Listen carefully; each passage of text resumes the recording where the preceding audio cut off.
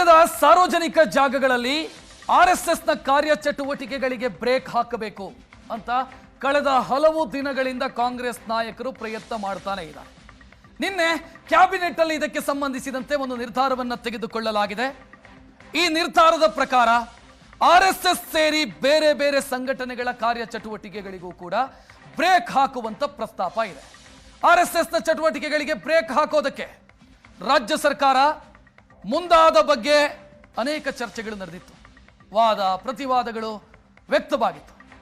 ಈಗ ರಾಜ್ಯ ಸರ್ಕಾರ ತೆಗೆದುಕೊಂಡಂತ ನಿರ್ಧಾರ ಆರ್ಎಸ್ಎಸ್ಗೆ ಸೀಮಿತವಾಗಿಲ್ಲ, ಬದಲಾಗಿ ಎಲ್ಲಾ ಸಂಘಟನೆಗಳಿಗೂ ಕೂಡ ಅನ್ವಯ ಆಗುವಂತೆ ಸರ್ಕಾರಿ ಜಾಗಗಳಲ್ಲಿ ಆರ್ಎಸ್ಎಸ್ನ ಚಟುವಟಿಕೆಗಳಿಗೆ ಷರತ್ತು ವಿಧಿಸಿ ಅನುಮತಿ ಕೊಡುವಂತ ಪ್ರಸ್ತಾಪ. ಆರ್ಎಸ್ಎಸ್ ಅಂತಲ್ಲ, ಎಲ್ಲ ಸಂಘಟನೆ.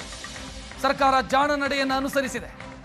ಸರ್ಕಾರಿ ಸ್ಥಳಗಳಲ್ಲಿ ಖಾಸಗಿ ಸಂಸ್ಥೆಗಳ ಚಟುವಟಿಕೆಗಳಿಗೆ ಬ್ರೇಕ್ ಹಾಕುವಂತ ನಿರ್ಧಾರ. ಸರ್ಕಾರಿ ಜಾಗದಲ್ಲಿ ಖಾಸಗಿ ಕಾರ್ಯಕ್ರಮಕ್ಕೆ ರೂಲ್ಸ್ ಕಡ್ಡಾಯ, ಅನುಮತಿ ಪಡ್ಕೊಳ್ಳೋದು ಕಡ್ಡಾಯ. ನಿನ್ನೆಯ ಕ್ಯಾಬಿನೆಟ್ ಸಭೆಯಲ್ಲಿ ಈ ನಿರ್ಧಾರವನ್ನು ತೆಗೆದುಕೊಳ್ಳಲಾಗಿದೆ. ಆರ್ಎಸ್ಎಸ್ ಅನ್ನೋ ಹೆಸರನ್ನ ಬಳಸದೆ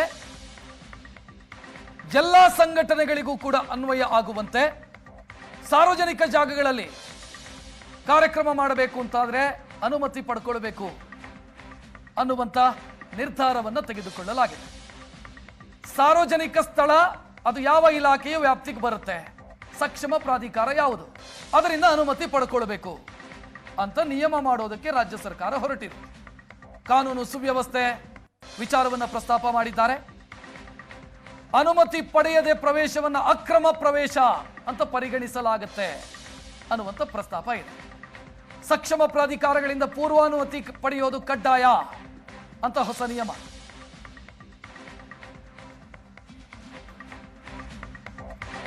ಸರ್ಕಾರಿ ಸ್ಥಳಗಳಲ್ಲಿ ಖಾಸಗಿ ಕಾರ್ಯಕ್ರಮವನ್ನು ಮಾಡಬೇಕು ಅಂತಾದ್ರೆ ಹೊಸ ನಿಯಮಗಳನ್ನು ಕಡ್ಡಾಯವಾಗಿ ಪಾಲಿಸಬೇಕು. ಹಾಗಿದ್ರೆ ಸರ್ಕಾರದ ಆದೇಶದಲ್ಲಿ ಏನೆಲ್ಲ ಇರುತ್ತೆ? ಕ್ಯಾಬಿನೆಟ್ ಮೀಟಿಂಗ್ ನಲ್ಲಿ ಯಾವ ವಿಚಾರಗಳು ಚರ್ಚೆಯಾಯಿತು? ಸೊ ಇದೆಲ್ಲದರ ಬಗ್ಗೆಯೂ ಕೂಡ ಸುವರ್ಣ ನ್ಯೂಸ್ಗೆ ಕಂಪ್ಲೀಟ್ ಡೀಟೇಲ್ ಲಭ್ಯ ಆಗಿದೆ. ಯಾವ ಜಾಗದಲ್ಲಿ ನಿರ್ಬಂಧ ವಿಧಿಸಬೇಕು ಅನ್ನುವಂಥ ಉಲ್ಲೇಖ ಒಳಾಡಳಿತ ಇಲಾಖೆ ಇದರ ಬಗ್ಗೆ ಒಂದು ಸ್ಪಷ್ಟತೆಯನ್ನು ಪಡ್ಕೊಂಡಿದೆ.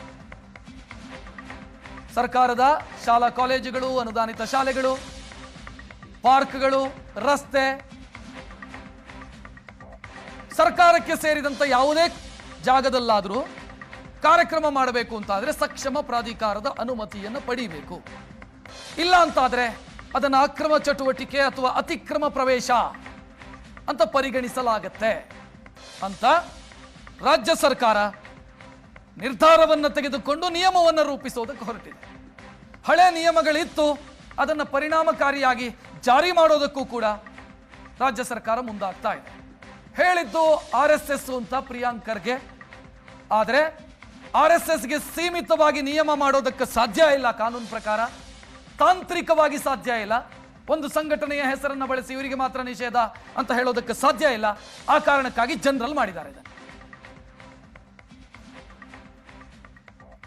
ಈ ಬಗ್ಗೆ ಹೆಚ್ಚಿನ ಡೀಟೇಲ್ ನೀಡೋದಕ್ಕೆ ನಮ್ಮ ಪ್ರತಿನಿಧಿ ಮಾರುತೇಶ್ ನೇರ ಸಂಪರ್ಕದಲ್ಲಿ. ಮಾರುತೇಶ್, ಅಳೆದು ತೂಗಿ ತೆಗೆದುಕೊಂಡಂತ ನಿರ್ಧಾರ ಅಂತ ಅನಿಸ್ತಾ ಇದೆ ಇದು. ಯಾಕಂತಂದ್ರೆ ಆರ್ಎಸ್ಎಸ್ ಅನ್ನೇ ಟಾರ್ಗೆಟ್ ಮಾಡಿ ಮಾಡೋದಕ್ಕೆ ಸಾಧ್ಯ ಇಲ್ಲ.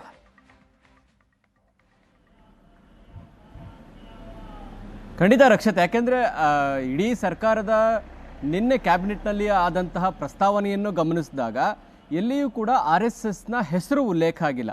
ಆದರೆ ಸಚಿವ ಪ್ರಿಯಾಂಕ್ ಖರ್ಗೆ ಅವರು ಬರೆದಂಥ ಪತ್ರದಲ್ಲಿ RSS ಚಟುವಟಿಕೆಗಳಿಗೆ ಅನ್ನುವಂಥ ನಿರ್ದಿಷ್ಟ ಹೆಸರನ್ನು ಉಲ್ಲೇಖ ಮಾಡಲಾಗಿತ್ತು. ಆದರೆ ಕ್ಯಾಬಿನೆಟ್ನಲ್ಲಿ ಆ ರೀತಿಯಾಗಿ RSSನ ಟಾರ್ಗೆಟ್ ಮಾಡಿ ತೀರ್ಮಾನ ತೆಗೆದುಕೊಳ್ಳೋದಕ್ಕೆ ಸಾಧ್ಯ ಇಲ್ಲ ಅನ್ನುವ ಕಾರಣಕ್ಕಾಗಿ ಖಾಸಗಿ ಸಂಘಟನೆಗಳು, ಖಾಸಗಿ ಸಂಘ ಸಂಸ್ಥೆಗಳು ನಡೆಸುವಂಥ ಯಾವುದೇ ಚಟುವಟಿಕೆಗಳಿಗೆ ಸರ್ಕಾರಿ ಪ್ರದೇಶಗಳಲ್ಲಿ ಅನುಮತಿ ಕಡ್ಡಾಯ ಅನ್ನುವಂಥದ್ದನ್ನು ಮಾಡಿದ್ದಾರೆ. ಜೊತೆಗೆ ಈಗ ಏನು RSS ಯಾವುದೇ ಅನುಮತಿ ಇಲ್ಲದೆ ಮಾಡ್ತಾ ಇದ್ದಾರೆ, ಆ ರೀತಿ ಮಾಡುವಂಥದ್ದನ್ನು ಟ್ರೆಸ್ ಪಾಸ್ ಅಂದರೆ ಅತಿಕ್ರಮ ಪ್ರವೇಶ ಅಂತೇಳಿ ಪರಿಗಣಿಸಬೇಕು ಅನ್ನುವಂಥದ್ದು ಕೂಡ ನಿನ್ನೆ ಕ್ಯಾಬಿನೆಟ್ನಲ್ಲಿ ಸಲ್ಲಿಕೆಯಾದಂಥ ಪ್ರಸ್ತಾವದಲ್ಲಿ ಇತ್ತು. ಹೀಗಾಗಿ ಇಡೀ ಕ್ಯಾಬಿನೆಟ್ನಲ್ಲಿ ಪ್ರಸ್ತಾವನೆಗೆ ಕ್ಯಾಬಿನೆಟ್ ಅನುಮೋದನೆಯನ್ನು ಕೊಟ್ಟಿದೆ. ನಾವಿಲ್ಲಿ ಗಮನಿಸಬೇಕಾಗಿರೋದು ರಕ್ಷತ್, ಪ್ರಿಯಾಂಕ್ ಖರ್ಗೆ CM ಸಿದ್ದರಾಮಯ್ಯನವರಿಗೆ ಪತ್ರ ಬರೆದಿದ್ರು. ಆದರೆ ಕ್ಯಾಬಿನೆಟ್ನಲ್ಲಿ ಪ್ರಸ್ತಾವನೆಯನ್ನು ನಾವು ಗಮನಿಸಿದಾಗ DG ಸರ್ಕಾರಕ್ಕೆ ಪತ್ರ ಬರೆದಿರುವ ರೀತಿ ಪ್ರಸ್ತಾವನೆಯನ್ನು ಸಲ್ಲಿಕೆಯಾಗಿದೆ. 15ನೇ ತಾರೀಕು ಅವರು ಪತ್ರ ಬರೀತಾರೆ, 16ನೇ ತಾರೀಕು ಕ್ಯಾಬಿನೆಟ್ಗೆ ಬರುತ್ತೆ. DG ಅವರ ಪತ್ರದಲ್ಲಿ ಏನು ಈ ರೀತಿಯಾದಂಥ ಸಾಕಷ್ಟು ಚಟುವಟಿಕೆಗಳು ಸರ್ಕಾರಿ ಪ್ರದೇಶಗಳಲ್ಲಿ ಅನುಮತಿಯನ್ನು ಪಡೆಯದೆ ಮಾಡ್ತಾ ಇದ್ದಾರೆ. ಇದು ಸರ್ಕಾರದ ಅಂದರೆ ನಮ್ಮ ಗಮನಕ್ಕೆ ಬಂದಿದೆ, ಇಲಾಖೆಯ ಗಮನಕ್ಕೆ ಬಂದಿದೆ. ಹೀಗಾಗಿ ಈ ರೀತಿಯಾಗಿ ಅನುಮತಿ ಪಡೆಯದೆ ಮಾಡುವಂಥದ್ದು ಟ್ರೆಸ್ಪಾಸ್ ಆಗುತ್ತೆ, ಅಂಥವರ ಮೇಲೆ ಕ್ರಮ ತೆಗೆದುಕೊಳ್ಬೇಕು ಅನ್ನುವಂಥ ಪತ್ರವನ್ನು ಸರ್ಕಾರಕ್ಕೆ ಬರೀತಾರೆ. ಆ ಪತ್ರದ ಮುಖೇನ ಪ್ರಸ್ತಾವನೆಯನ್ನು ಸಲ್ಲಿಸಿ ಆ ರೀತಿಯಾದ ನಿರ್ಧಾರ ಅಂದರೆ ಪ್ರಿಯಾಂಕ್ ಖರ್ಗೆ ಅವರು ಪತ್ರ ಬರೆದ ಕಾರಣಕ್ಕಾಗಿ ಕ್ಯಾಬಿನೆಟ್ಗೆ ಬಂದಿಲ್ಲ ಅನ್ನುವಂಥದ್ದನ್ನು ಕೂಡ ಸರ್ಕಾರ ಹೇಳಲಿಕ್ಕೆ ಮುಂದಾಗಿದೆ.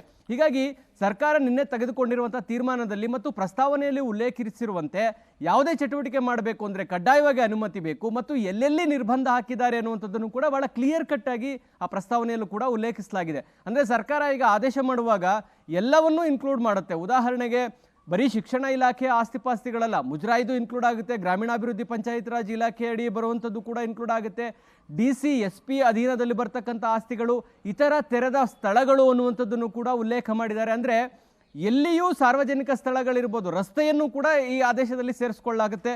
ಹೀಗಾಗಿ ಎಲ್ಲಿಯೂ ಕೂಡ RSSನ ಚಟುವಟಿಕೆಗಳಿಗೆ ಅವಕಾಶ ಕೊಡೋದ ರೀತಿ ಅಂದರೆ ಸರ್ಕಾರಿ ಸ್ಥಳಗಳಲ್ಲಿ ಆ ರೀತಿಯಾದಂತಹ ತೀರ್ಮಾನ ನಿಶ್ಚಿತವಾಗಿಯೂ ಸರ್ಕಾರ ಮಾಡುತ್ತೆ. ಇನ್ನೆರಡು ದಿನದಲ್ಲಿ ಆದೇಶ ಪ್ರಕಟ ಆಗಬಹುದು ಅನ್ನುವಂಥ ಲೆಕ್ಕಾಚಾರಗಳಿದ್ದಾವೆ. ಯಾಕೆಂದ್ರೆ 100 ವರ್ಷದ ಹಿನ್ನೆಲೆಯಲ್ಲಿ ಇಡೀ ವರ್ಷ RSS ತನ್ನ ಸೆಲೆಬ್ರೇಷನ್ಸ್ಗಳನ್ನು ಮಾಡ್ತಾ ಇದೆ. ಕಾರ್ಯಕ್ರಮಗಳು ವಿಜಯದಶಮಿ ದಿನ ಕಾರ್ಯಕ್ರಮ ಆಯಿತು, ಈಗ ದೀಪಾವಳಿ ಸಂದರ್ಭದಲ್ಲೂ ಕಾರ್ಯಕ್ರಮಗಳಿದ್ದಾವೆ.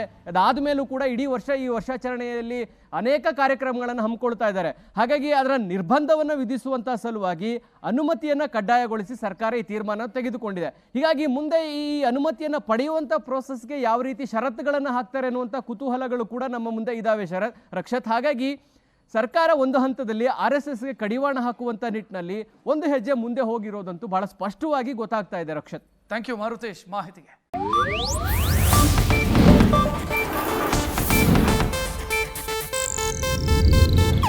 ಇದು ಏಷ್ಯಾನೆಟ್ ನ್ಯೂಸ್ ನೆಟ್ವರ್ಕ್ ಪ್ರಸ್ತುತಿ.